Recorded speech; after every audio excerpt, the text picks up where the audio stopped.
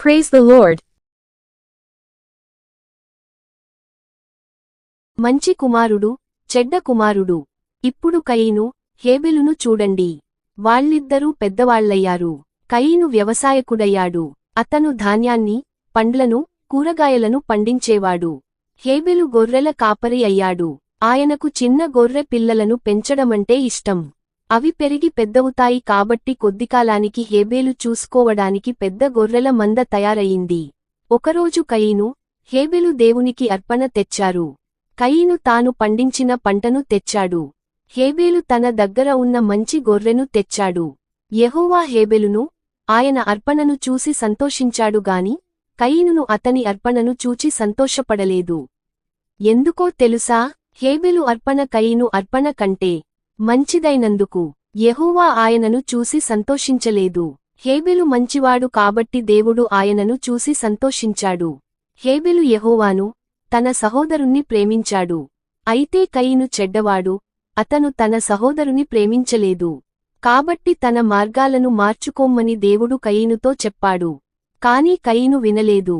దేవుడు హేబెలును ఎక్కువగా ఇష్టపడినందుకు అతను కోపం పెంచుకున్నాడు. అందుచేత కయీను హేబెలుతో, మనం పొలానికి వెళ్దాం పద అన్నాడు. పొలంలో వాళ్లు ఒంటరిగా ఉన్నప్పుడు కయీను తన తమ్ముడు హేబెలుపై పడి, ఆయన చచ్చిపోయేంత గట్టిగా కొట్టాడు. కయీను చేసిన పని ఎంత ఘోరమైనదో కదా! హేబెలు చనిపోయినా దేవుడు ఆయనను గుర్తు చేసుకున్నాడు. హేబెలు మంచివాడు, అలాంటి వ్యక్తిని యెహోవా ఎన్నడూ మరచిపోడు. కాబట్టి యెహోవా ఒక రోజున హేబెలును తిరిగి బ్రతికిస్తాడు. అప్పుడు హేబెలు మళ్లీ చనిపోలనని అవసరం ఉండదు. ఆయన ఇదే భూమిపై నిత్యము జీవించగలుగుతాడు. హేబెలు లాంటి వ్యక్తుల గురించి తెలుసుకోవడం బాగుంటుంది కదూ! అయితే కయీనులాంటి వ్యక్తులను మాత్రం దేవుడు ఇష్టపడడు.